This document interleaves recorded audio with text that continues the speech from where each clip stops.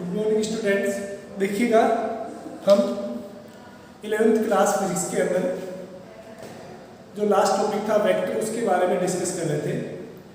और वेक्टर के अंदर जो लास्ट टॉपिक था that was parallelogram law of vector addition. इसके अलावा हमने triangular law of vector addition पढ़ चुके हैं और वेक्टर के बारे में उसकी प्रॉपर्टी भी डिस्कस कर चुके हैं। Parallelogram law of vector addition के लिए जो रिजल्टेंट हमने कैलकुलेट किया था R that is a square plus b square plus 2ab cos theta. That was the resultant for parallelogram law of vector addition.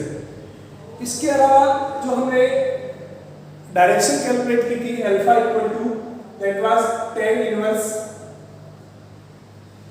b sin theta upon a b cos theta। यहां तक हो गया था।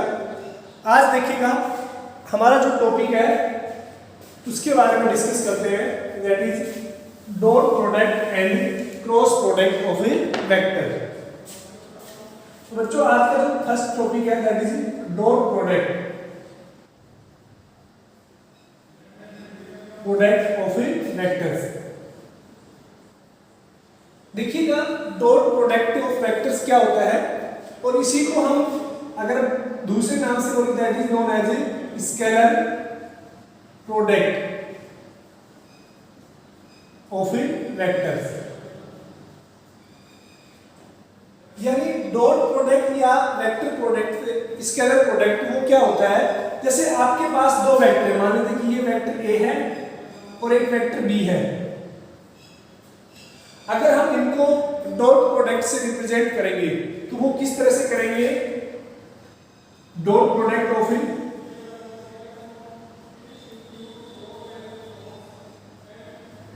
ए and B,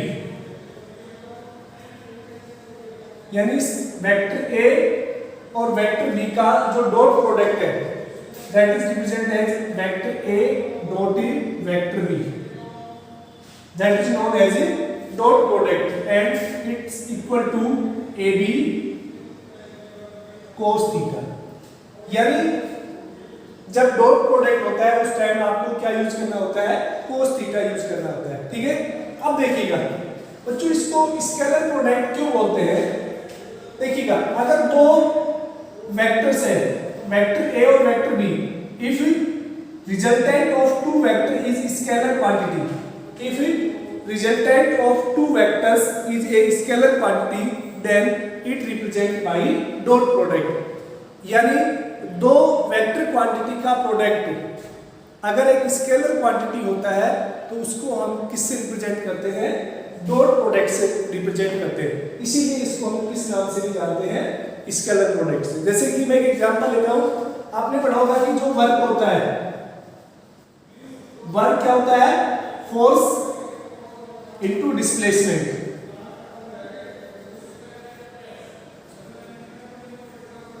यानी अगर हम बात करें W equal to force F से लिखा जाता है और डिस्प्लेसमेंट को बच्चों S से लिखा जाता है। तो आपने देखा होगा कि यहां पर क्रॉस नहीं आएगा, ये आपको ध्यान रखना है, क्योंकि देखो जो फोर्स है, फोर्स एक वेक्टर क्वांटिटी होती है और डिस्प्लेसमेंट है वो भी एक वेक्टर क्वांटिटी होती है। लेकिन जो वर्क है, वर्क कैसी क्वांटिटी है, स्केलर क्वांटिटी है।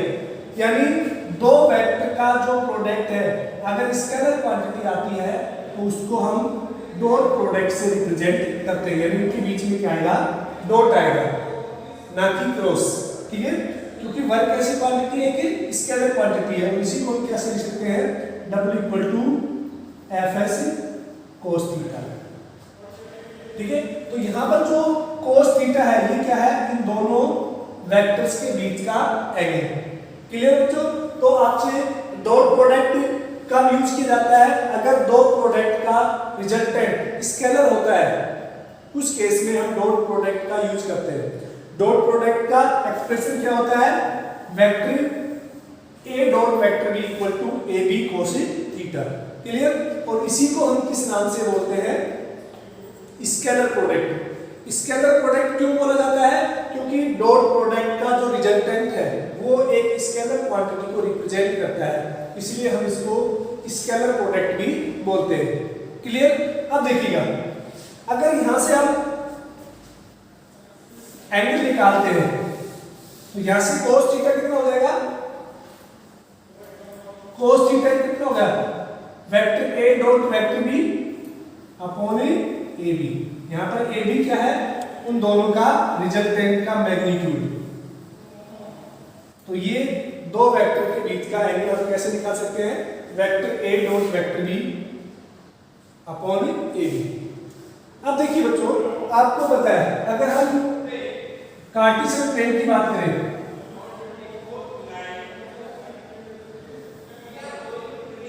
ये वाला जो एक्स एक्सिस है इसके लिए जो यूनिट वेक्टर होता है वो होता है आई कैप। क्लियर? वाई एक्सिस के लिए यूनिट वेक्टर होता है जे कैप, जिसको पहले ऑलरेडी डिस्कस कर चुके हैं, और जेड एक्सिस के लिए यूनिट वेक्टर होता है के कैप। क्लियर बच्चों? और आपको पता है कि जो cos 0 है, cos 0 डिग्री वो कितना होता है? 1 होता है। क्लियर? यानी अगर हम बात करें, अगर i डॉट i की, यानी दो वेक्टर क्वांटिटी सेम ही एक्सिस के ऊपर है, या फिर j डॉट j की अगर बात करें, या फिर k डॉट k की बात करें, उसकी वैल्यू कितनी होती है? 1 होती है। ये आपको ध्यान रखना है कि i डॉट i या j डॉट j या k डॉट k वो कितना होता है? 1 होता है। क्लियर? काफी इंपॉर्टेंट है, इसको याद रखना है आपको। तो ये क्या कहलाता है? Dot product. ठीक है ना, कि दो स्केलर क्वांटिटी, दो वेक्टर क्वांटिटी का प्रोडक्ट अगर स्केलर होता है उसको हम डॉट से रिप्रेजेंट करते हैं, और इसका एंगल कितना होता है? sin theta. अब देखिएगा, अगर हम इसको थोड़ा और डिटेल से बात करें, चलिए अगर हम लिखे i cap dot j cap, या फिर j cap dot k cap, या फिर k cap dot i cap, ये कितना होगा? 0 होगा। ठीक है? तो ये आपको ध्यान रखना है कि i डॉट i कितना होता है? j डॉट j या k डॉट k अगर सेम यूनिट वेक्टर डॉट के अंदर है तो उनका रिजल्टेंट कितना होता है? 1। ये 1 क्यों आता है? देखिएगा, अगर आपको पता है कि एक वेक्टर हम मान लेते हैं ये i कैप है, और दूसरा वेक्टर ये है, ये भी दूसरा i2 कैप के लिए, अगर दोनों सेम डायरेक्शन में है, सेम डायरेक्शन के अंदर है, तो आपको पता है थीटा कितना हो जाएगा? 0 डिग्री, और cos 0 डिग्री कितना होता है? 1 होता है। ठीक है ना? तो ध्यान रखना, अगर दो वेक्टर्स, ठीक है ना, दो वेक्टर्स अगर सेम एक्सिस के ऊपर है तो उनका जो स्केलर प्रोडक्ट है या डॉट प्रोडक्ट है वो कितना होगा? 1 के बराबर होगा। ठीक है? अब देखिएगा, इससे रिलेटेड मैं एक एग्जांपल देता हूं। जैसे आपसे देखा गया कि कोई भी दो वेक्टर है, मान लीजिए वेक्टर a है, that is 2i plus 3j minus 4k। Clear? और हमने एक वेक्टर b ले लिया, that is i plus 3j minus या प्लस 2k। क्लियर बच्चों? अब आपसे पूछा गया है कि find vector a dot vector b, यानी इनका रिजल्टेंट आपको कैलकुलेट करना है। ठीक है? तो कैसे करेंगे? देखिएगा, 2i cap plus 3j cap minus 4k cap dot i cap plus 3j cap plus 2k cap. तो देखिएगा, 2i इंटू 2i, ये कितना हो गया? 2 into i cap dot i cap. अगर हम इसको इससे मल्टीप्लाई करते हैं, अगर हम इसको इससे मल्टीप्लाई करेंगे तो कितना हो जाएगा? 3 2 या 6 i cap dot j cap. अगर हम इसको मल्टीप्लाई करें इससे तो प्लस 4 आई कैप डॉट ई के कैप। क्लियर बच्चों? इसके बाद देखिएगा अगर इससे मल्टीप्लाई करते हैं तो प्लस 3 जे कैप डॉट ई i cap plus 9 j cap dot j cap plus 6 j cap dot ई के कैप। क्लियर? अब इसको इधर देखिएगा -4 के कैप डॉट आई कैप -12 के cap dot j cap and -8 के cap dot j cap, sorry के कैप डॉट के कैप। क्लियर है? अब देखिएगा जब हम इसको सोल्व करते हैं तो आई डॉट आई क्या होता है 1, यानी 2 × 1 कितना हो गया 2 हो गया। आई डॉट जे कितना होता है 0, तो ये टर्म क्या हो जाएगी 0 हो जाएगी। ये वाली टर्म्स भी क्या हो जाएगी 0। आई डॉट के कितना होगा 0 होगा। ये ध्यान रखना कि अगर अनलाइक यूनिट वेक्टर आते हैं, अगर अनलाइक यूनिट वेक्टर आते हैं तो वो हमेशा डॉट प्रोडक्ट के अंदर क्या होगा 0 होगा। केवल आपके पास क्या बचेगा ये 9 प्लस 9, इसी तरह से आपके पास केवल ये बचेगा, ठीक है ना, -8। क्लियर? तो यहां से अगर हम बात करें तो ये कितना आ जाएगा आपके पास रिजल्टेंट 3। क्लियर बच्चों?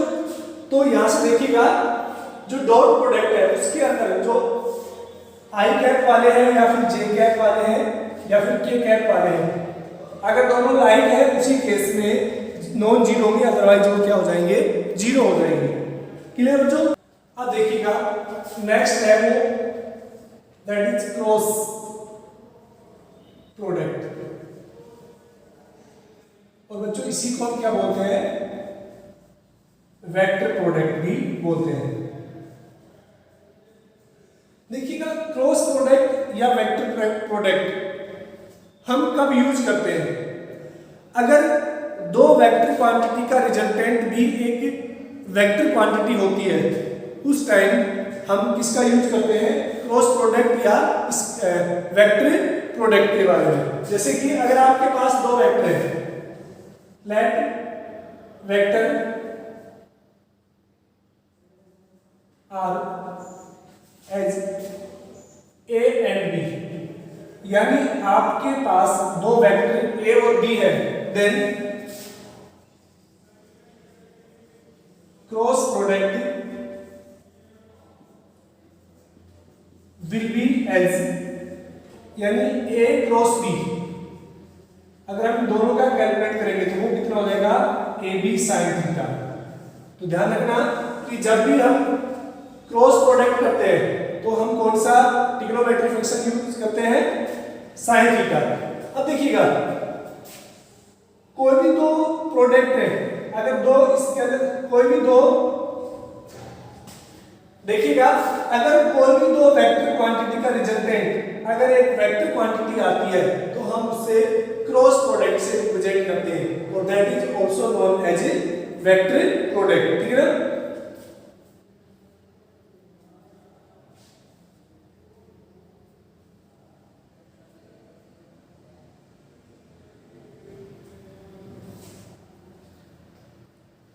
देखिए बच्चों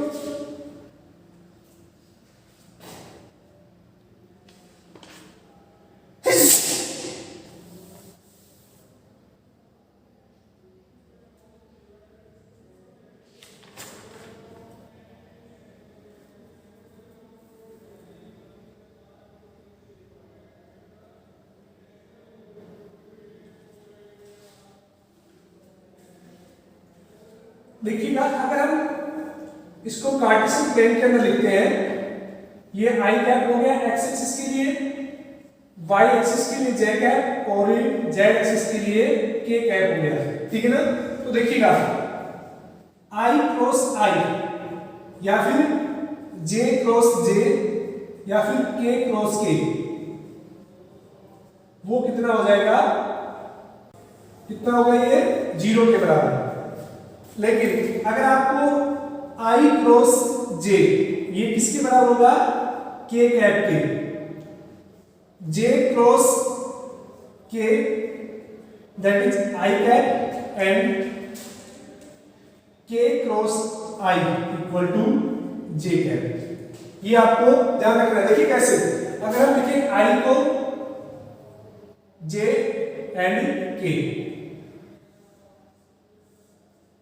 अगर हम इस साइकिल को इस तरह से यूज करें, I cross J that is equal to K, J cross K equal to I cap and K cross J I equal to K cap. Clear? लेकिन अगर हम इसको रिवर्स में कर देते हैं, जैसे J cross I cap that is minus K cap. Clear? If K cross J that is minus I cap and I cross K that is minus J cap. अगर हम इसको रिवर्स में लिखते हैं, देखो I cross J that is K, J cross K that is I, K cross I that is J, but J cross I negative of K। ये आपको ध्यान रखना है, ठीक है?